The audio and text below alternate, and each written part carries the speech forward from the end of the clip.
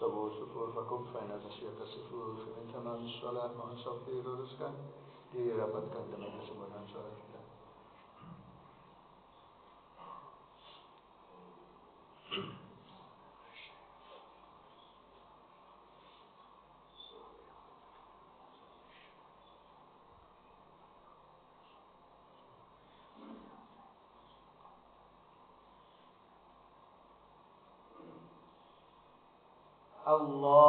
Allahu Akbar.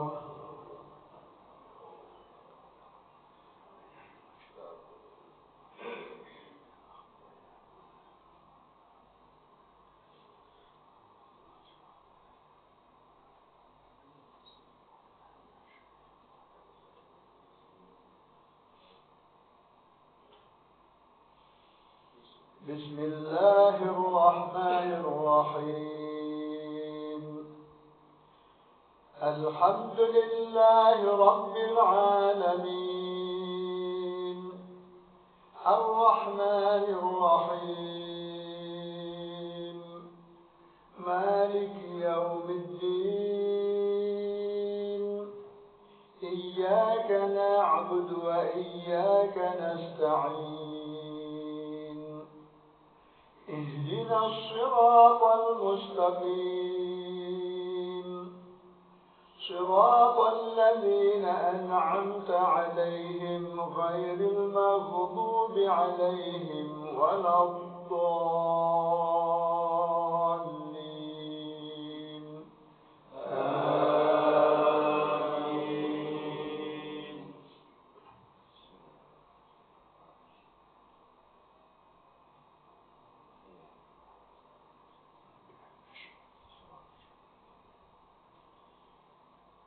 يا أيها الذين آمنوا كتب عليكم الصيام كما كتب على الذين من قبلكم لعلكم تتقون أياما معدودات فمن كان منكم مريضا أو على سفر فعدة من أيام أخر وعلى الذين يطيقونه فدية طعام مسكين فمن تطوع خيرا فهو خير له وأن تصوموا خير لكم إن كنتم تعلمون شهر رمضان الذي أنزل فيه القرآن هدى للناس وبينات من الهدى والفرقان فمن شهد منكم الشهر فليصم ومن كان مريضا أو على سفر فعدة من أيام أخر يريد الله بكم اليسر ولا يريد بكم العسر ولتكملوا العدة ولتكبروا الله على ما هداكم ولعلكم تشكرون وإذا سألك عبادي عني فإني قريب أجيب دعوة الداع إذا دعان فليستجيبوا لي وليؤمنوا بي لعلهم يرشدون. الله أكبر.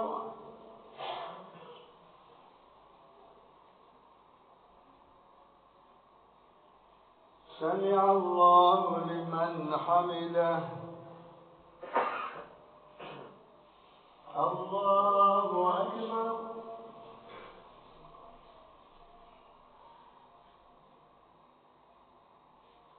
الله أكبر.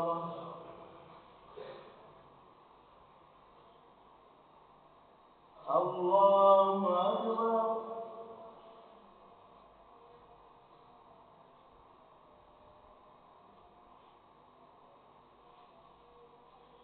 الله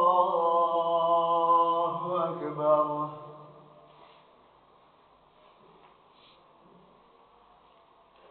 بسم الله الرحمن الرحيم.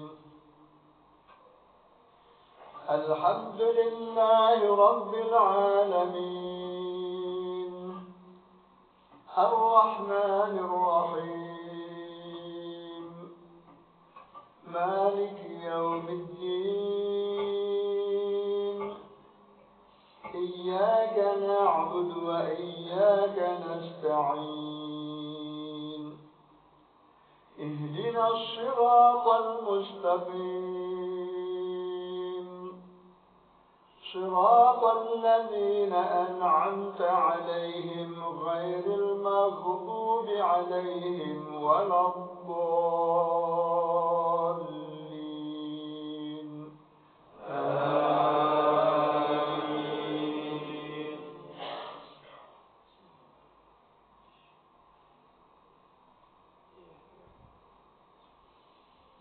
بسم الله الرحمن الرحيم. والتين والزيتون وطور سينين وهذا البلد الأمين. لقد خلقنا الإنسان في أحسن تقويم، ثم رددناه أسفل سافلين، إلا الذين آمنوا وعملوا الصالحات فلهم أجر غير ممنون. فما يكذبك بعد بالدين؟ أليس الله بأحكم الحاكمين؟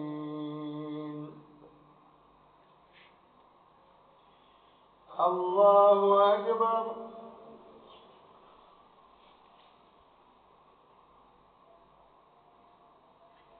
سمع الله لمن حمده. اللهم اهدنا فيمن هديت، وعافنا فيمن عافيت، وتولنا فيمن توليت، وبارك لنا فيما أعطيت، وقنا شر ما قضيت.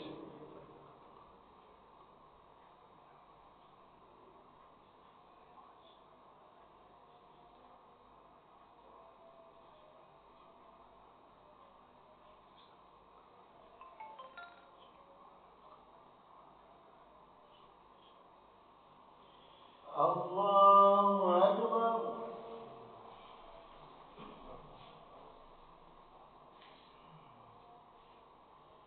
الله أكبر.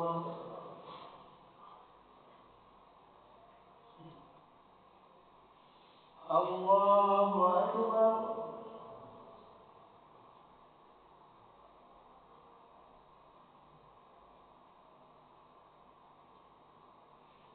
الله أكبر.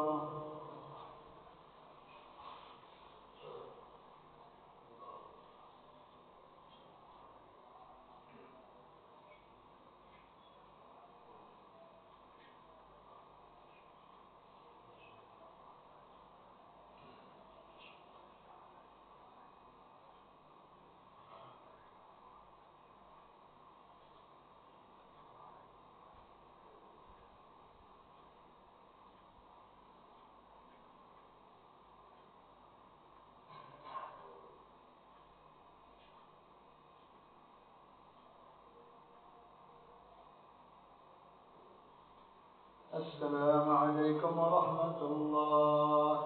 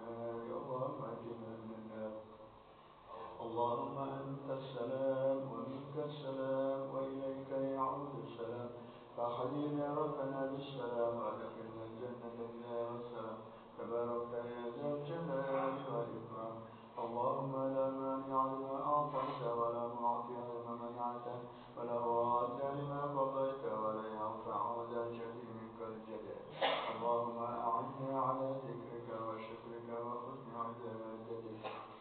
أعوذ بالله من الشيطان الرجيم. الله لا إله إلا هو الحي القيوم لا تأخذه سنة ولا نوم له ما في السماوات وما في الأرض من ذا الذي يشفع عنده إلا بإذنه يعلم ما بين أيديهم وما خلفهم ولا يحيطون بشيء من علمه إلا بما شاء وسع كرسيه السماوات والأرض ولا يؤوده حفظهما وهو العلي العظيم.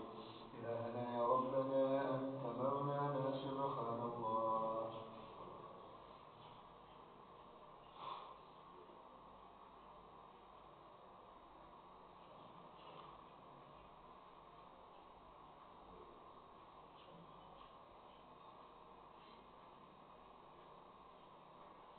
سبحان الله العظيم وبحمده دائما قائما أبدا الحمد لله.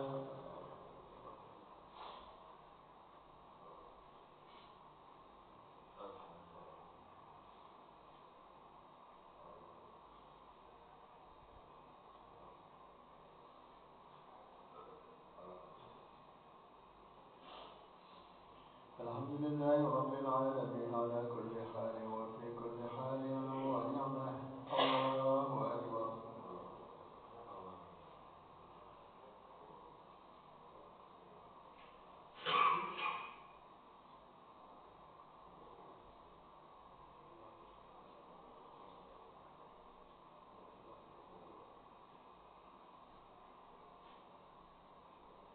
الله أكبر كبيرا والحمد لله كثيرا وسبحان الله بكرة وأصيلا. لا إله إلا الله وحده لا شريك له له الملك وله الحمد وهو على كل شيء قدير ولا حول ولا قوة إلا بالله العلي العظيم. السلام عليكم ورحمة الله وبركاته. وعليكم السلام ورحمة الله وبركاته. الحمد لله رب العالمين وبه نستعين على أمر الدنيا والدين والصلاة والسلام على أشرف الأنبياء والمرسلين سيدنا ومولانا محمد وعلى آله وأصحابه أجمعين. أعوذ بالله من الشيطان الرجيم. يا أيها الذين آمنوا كتب عليكم الصيام كما كتب على الذين من قبلكم لعلكم تتقون. Ma'asyiral hadirin jamaah salat subuh yang berbahagia. Pertama-tama marilah kita sama-sama panjatkan puji syukur kehadirat Allah Subhanahu wa taala karena kita masih diberi nikmat yang melimpah ya, terutama nikmat iman, nikmat Islam, nikmat sehat, nikmat panjang umur yang kesemuanya itu membuat kita mampu untuk hadir di tempat yang mulia ini demi menjalankan salah satu kewajiban kita yaitu salat subuh secara berjamaah. Insyaallah salat kita, rukuk kita, zikir kita semuanya diterima Allah Subhanahu wa taala sebagai amal saleh.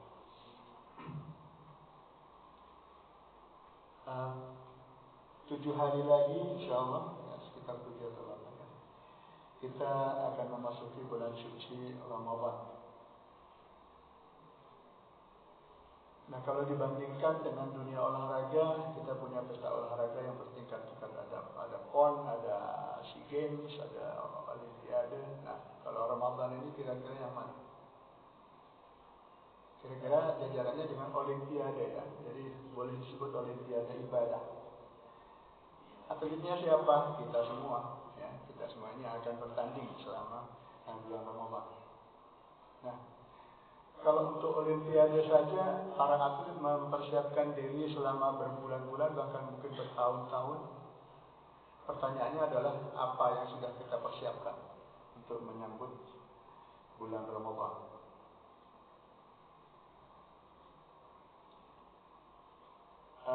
beberapa ulama memisalkan waktu ini seperti pohon, ya. Jadi kata mereka, waktu setahun itu laksana sebuah pohon. Bulan Rajab adalah bulan menumbuhkan daun.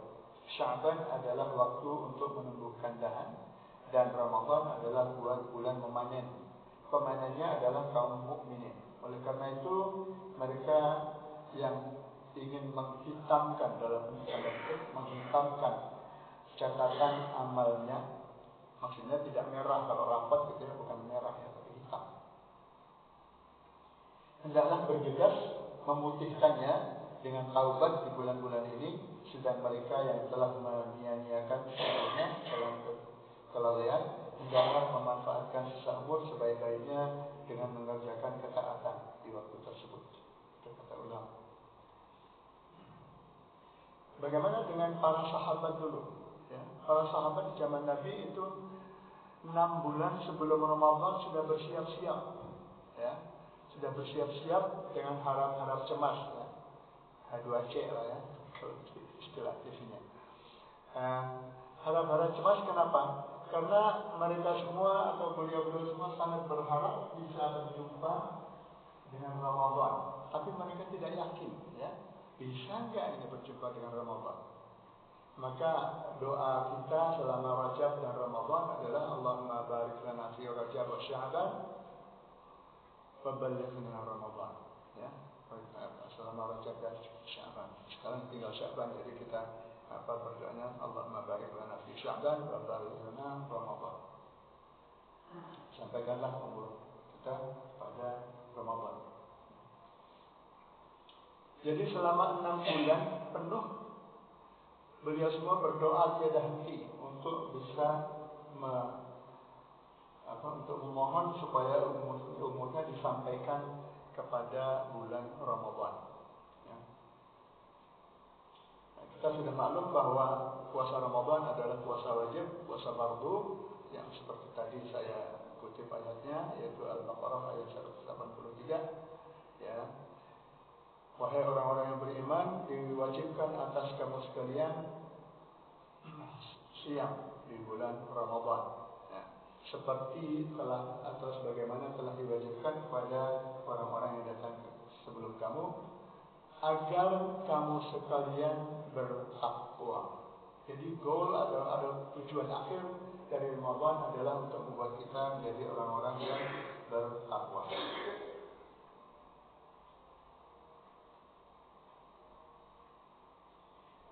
Ada juga anjuran untuk sebagai salah satu persiapan Ramadan adalah memperbaharui taubat, ya. Setiap keturunan Adam itu pasti melakukan dosa, dan sebaik-baik orang yang berdosa adalah yang bertaubat. Taubat itu menghilangkan sekat yang menghalangi ibadah Ramadan. Bertaubatlah kamu sekalian kepada Allah, hai orang-orang yang beriman, supaya kamu beruntung. Yang ini dari surah An-Nur ayat 31. Baik, para ulama membagi persiapan Ramadan menjadi 4 macam, ya. Yang pertama adalah persiapan ruhiyah atau i'adatul ruhiyah. Antara lain adalah perasaan sukacita, timbulnya perasaan sukacita ketika kita menyambut Ramadan. Yang berikutnya adalah azam atau tekad untuk meningkatkan ibadah selama Ramadan. Jadi dari sekarang kita berniat membulatkan tekad kita untuk berbuat sebaik-baiknya, mengoptimalkan Ramadan dengan mengisinya dengan amal ibadah yang maksimal, ya. Karena Ramadan itu adalah bulan suci, bahkan dijuluki sebagai Sayyidus Syuhur, ya, atau penghulunya semua bulan, ya. Saking mulianya Ramadan itu sampai mendapatkan gelar yang banyak sekali, sampai mungkin mendekati 20 nama lain, ya. Ada salah satunya Syahrul Siyam, Syahrul Qiyam, Syahrul Quran, Syahrul Maghfirah, Syahrul Ibadah, dan sebagainya. Nah, Yang lain adalah persiapan pada persiapan ruhiyah ini. Yang lain adalah doa yang sering kita baca, yaitu berdoa agar dipertemukan lagi dengan Ramadan. Juga kita harus menjauhi atau paling tidak mengurangi maksiat. Ya. Yang namanya maksiat itu bukan hanya mengunjungi perempuan nakal, bukan itu ya. Maksiat setiap hal yang kita lakukan yang bertentangan dengan perintah Allah itu adalah maksiat. Ya. Karena maksiat itu lawan kata dari taat. Kalau tidak taat namanya maksiat. Jadi kurangi maksiat dan kebiasaan buruk, atau misalnya bicara kotor, misalnya kan yang biasa, mungkin yang punya kebiasaan menafsi misalnya, maaf ya, atau makan dan tidur berlebihan, ya. Ini saya mau menyinggung sesuatu yang barangkali akan agak menyinggung rokok diantaranya. Ya. Tolong kurangi, kalau bisa berhenti. Kalau bisa gunakan momentum Ramadan ini untuk berhenti merokok sama sekali. Perbanyak istighfar. Perbanyak dan tingkatkan intensitas dan kualitas ibadah. Yaitu dengan memperbanyak ibadah-ibadah sunnah. Ya. Banyak ibadah sunnah yang bisa kita lakukan. Ya. Antara lain adalah sholat sunnah rawatib, yaitu qabliyah, ba'diyah, ya. Tapi mohon hati-hati, karena kadang-kadang kita lihat orang mengerjakan sholat ba'diyah pada waktu yang tidak ada ba'diyahnya. Ya, jadi memang orang beribadah itu harus memakai ilmu, harus punya ilmu. Yang kedua adalah persiapan fisik atau i'dad jasadiyah. Antara lain adalah dengan melakukan puasa-puasa sunnah, ya. Karena kalau seorang atlet lari saja, berlatihnya juga dengan lari, kan. Kalau mungkin pertandingannya adalah 10 kilo, larinya mungkin latihannya 5 kilo. Gitu. Nah, itu kita juga seperti itu. Jadi kita berlatih dengan melakukan puasa sunnah. Ya. Latihan ibadah-ibadah sunnah lainnya, misalnya tadarus Al-Quran. Ya. Jadi kalau, mohon maaf, kalau yang selama ini mungkin Al-Qurannya sampai berdebu, ya, benar-benar tidak ada yang bisa. Tolong mulai diakrabi itu Al-Quran, ya, dengan membacanya. Syukur-syukur membaca terjemahannya, syukur-syukur mengerti maknanya dan mempraktikkannya. Juga yang tidak kalah penting adalah meningkatkan daya tahan tubuh, ya, yaitu antara lain dengan memakan makanan yang sehat dan dengan merutinkan olahraga, meskipun olahraga ringan seperti jalan pagi misalnya. Nah, ini apa yang di belakang sana itu rutin jalan pagi misalnya. Yang ketiga adalah persiapan fikir atau persiapan ilmu, yaitu i'dad fikriyah. Antara lain dengan mempelajari dan memahami fikih siyam, fikih khusus siyam. Ya. Ikuti kajian tentang Ramadan dan kenali hadis-hadis tentang Ramadan. Yang perlu diwaspadai adalah banyak hadis lemah dan palsu yang sering digunakan untuk berkaitan dengan Ramadan. Ini yang lebih canggih lagi, yang berikutnya, kalau bisa buat rencana atau jadwal kegiatan ibadah selama Ramadan. Bahkan ada yang menganjurkan checklist, ya, checklist. Jadi setiap hari itu di checklist. Siam, oke, nggak bolong. Sedekah, iya. Tahajud, iya. Apalagi salat sunat rawatib, iya. Tinggal dibikin daftarnya. Kalau semua terisi selama 30, ya, ya kita bersyukur. Bukan untuk bangga-banggaan, ya, tapi untuk supaya kita lebih disiplin. Yang keempat adalah persiapan harta benda atau i'dad maliyah. Kenapa demikian? Karena selama Ramadan Rasulullah SAW itu kalau bersedekah, ungkapannya kecepatannya melebihi kecepatan angin. Ya. Padahal pada hari-hari biasa Rasulullah itu memang gemar bersedekah. Tapi kalau pada bulan Ramadan lebih hebat lagi. Jadi kita hendaknya mempersiapkan harta yang banyak untuk sedekah, ya, kalau bisa. Ya. Kalau tidak bisa, paling tidak karena Ramadan siang kita tidak makan, mungkin uang yang biasanya kita belanjakan untuk makan, kita sisihkan untuk sedekah. Pahala ibadah dilipat gandakan, itu yang harus kita ingat, ya, bahwa di dalam bulan Ramadan pahala ibadah itu dilipat gandakan. Dan Ramadan itu bukan bulan untuk makan enak, ya. Itu yang perlu diingat. Jadi tadi itu adalah 4 macam persiapan menuju Ramadan. Yang pertama tadi adalah persiapan ruqyah atau i'dad ruqyah. Yang kedua adalah persiapan fisik. Yang ketiga adalah persiapan ilmu atau fikir.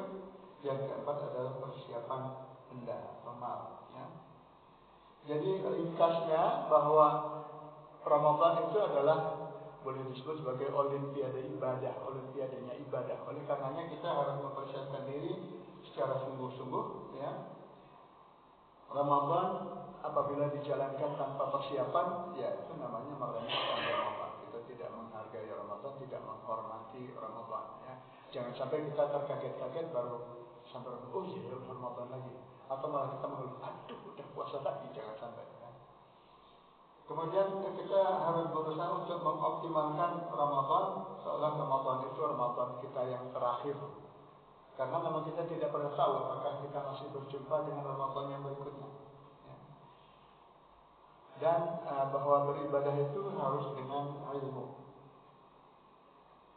Nah, syarat makbulnya ibadah selain ikhlas adalah harus sesuai dengan tuntunan atau sunnah Rasulullah SAW. Demikian uraian pagi ini, semoga ada manfaatnya untuk mempersiapkan diri kita menghadapi Ramadan yang sebentar lagi akan tiba. Kita tutup dengan doa. A'udzubillahi minasyaitonir rajim. Bismillahirrahmanirrahim. Alhamdulillahirabbil alamin. Hamdan syakirin, hamdan na'imin, hamdan yuwafi ni'amahu wa yukafi mazidah. Ya Rabbana lakal hamdu kama yanbaghi li jalali wajhikal karim wa li'azimi sultanik. Allahumma shalli ala sayyidina Muhammadin wa ala ali sayyidina Muhammad. Rabbana zalamna anfusana wa illam taghfir lana wa tarhamna لنكونن من الخاسرين. ربنا اغفر لنا ذنوبنا وإسرافنا في أمرنا وثبت أقدامنا وانصرنا على القوم الكافرين. ربنا اغفر لنا ولوالدينا وارحمهم كما ربونا صغارا ولجميع المؤمنين والمؤمنات والمسلمين والمسلمات الأحياء منهم والأموات إنك سميع قريب مجيب الدعوات ويا قاضي الحاجات. ربنا هب لنا من أزواجنا وذرياتنا قرة أعين واجعلنا للمتقين إماما. ربنا آتنا من لدنك رحمة وهيئ لنا من أمرنا رشدا. ربنا عليك توكلنا وإليك أنبنا وإليك المصير. اللهم بارك لنا في شعبان وبلغنا رمضان. اللهم بارك لنا في شعبان وبلغنا رمضان. اللهم بارك لنا في شعبان وبلغنا رمضان. ربنا تقبل منا إنك أنت السميع العليم وتب علينا إنك أنت التواب الرحيم. ربنا آتنا في الدنيا حسنة وفي الآخرة حسنة وقنا عذاب النار. وصلى الله على سيدنا محمد وعلى آله وصحبه وسلم. سبحان ربك رب العزة عما يصفون وسلام على المرسلين والحمد لله رب العالمين. صلى الله على محمد صلى الله عليه وسلم. صلى الله على